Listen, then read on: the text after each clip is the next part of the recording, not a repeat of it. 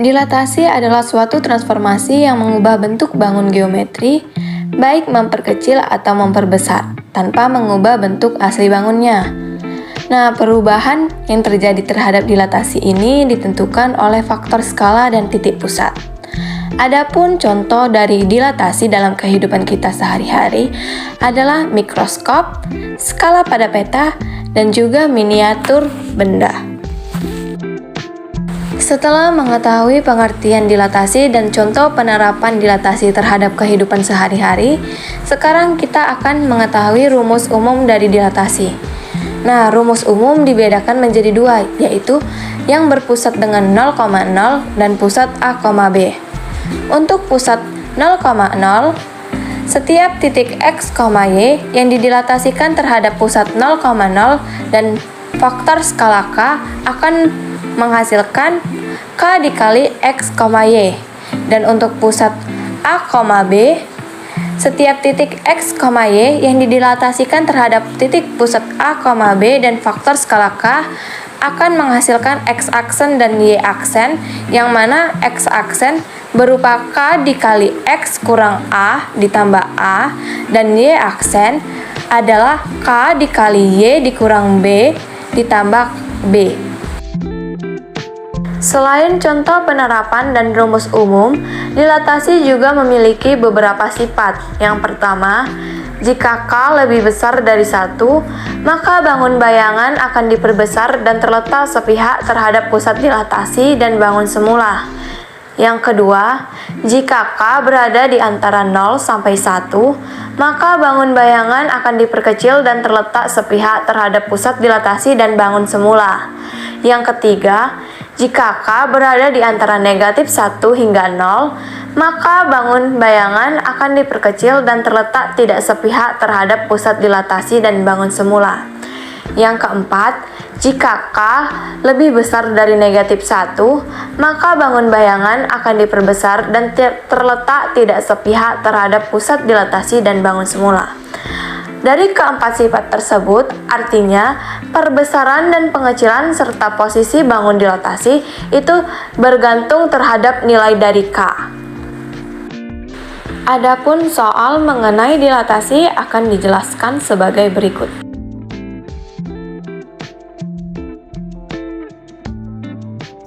Baik, dari soal kita ketahui bahwa A aksen merupakan bayangan dari titik A.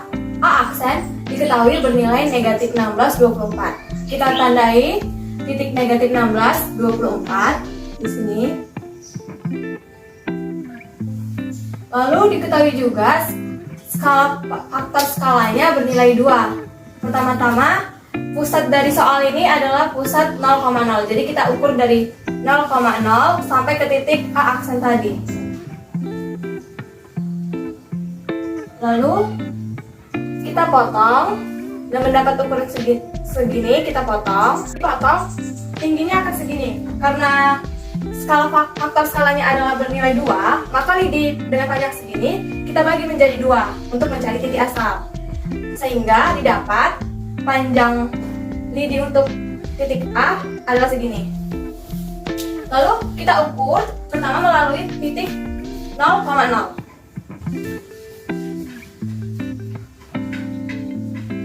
Kita tandai sehingga mendapat nilai yaitu negatif 8, 12. Jadi titik A-nya, titik asalnya yaitu negatif 8, 12. Kan? Apakah penggunaan alat peraga itu benar? Kita dapat menggunakan rumus. Kan karena tadi ini berpusat di 0,0, maka rumusnya A aksen sama dengan K kali X Y sama dengan X aksen Y aksen sama dengan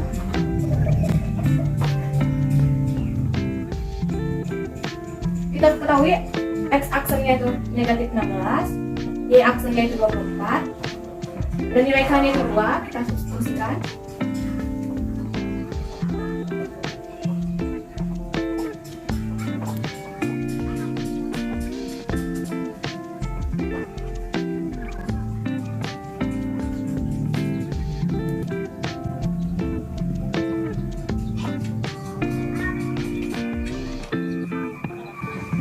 Nah, dari penggunaan rumus tersebut didapatkan A atau titik asalnya yaitu negatif 8, 12.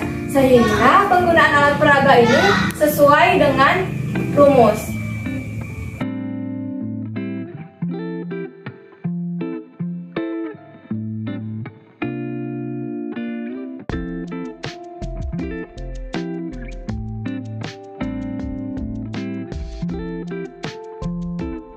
Dari soal diketahui titik A adalah 2, 1, kita tandai titiknya.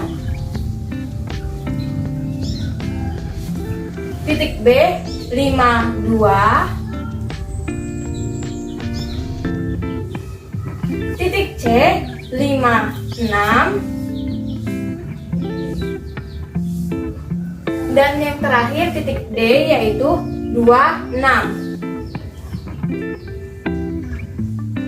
Nah, dari soal juga diketahui bahwa titik ini dilatasi ini berpusat pada pusat 0,0 dan mempunyai skala faktor skala yaitu negatif 3. Sesuai dengan sifat dilatasi yang keempat, yaitu jika K lebih kecil dari negatif 1, maka bangun bayangan akan diperbesar dan titiknya tidak sepihak dengan pusat dilatasi dan bangun semula. Sehingga pertama kita ukur dengan lidi untuk titik A.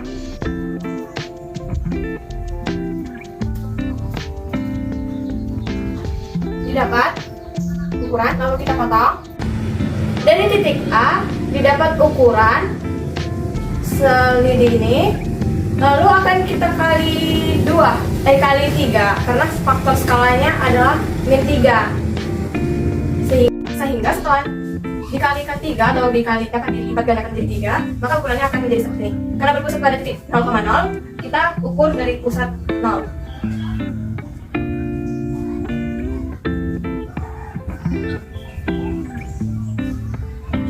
Sehingga pada pusat 0,0, titik A memiliki bayangan pada negatif 6, negatif 3. Begitu pula untuk titik B, kita ukur dari pusat 0, lalu kita mendapatkan ukuran segini. Lalu kita, karena faktornya tadi kan kali adalah 3, sehingga didapat panjangnya. Lalu kita ukur dari pusat 0, 0. Lalu kita tandai. Untuk titik C kita ukur lagi, sehingga mendapatkan ukuran. Lalu sesuai dengan skala 3-nya tadi, sehingga didapatkan ukuran. Kita ukur dari titik 0, 0.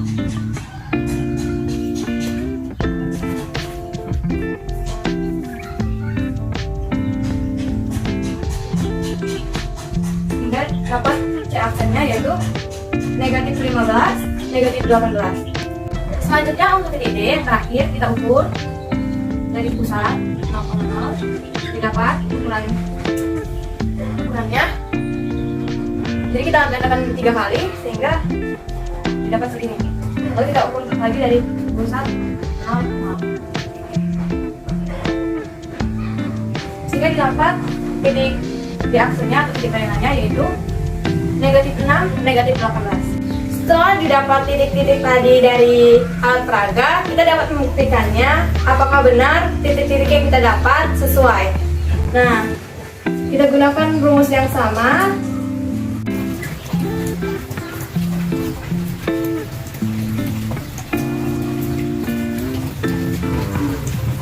Dengan menggunakan rumus yang berpusat pada titik 0,0, didapatkan bahwa A aksen yaitu negatif 6, negatif 3, B aksen negatif 15, negatif 6, C aksen negatif 15, negatif 18, D aksen negatif 12, negatif 18. Sehingga dapat dikatakan bahwa penggunaan alat peraga dan rumus itu sesuai, sehingga penggunaan alat peraga ini dapat diterapkan di sekolah.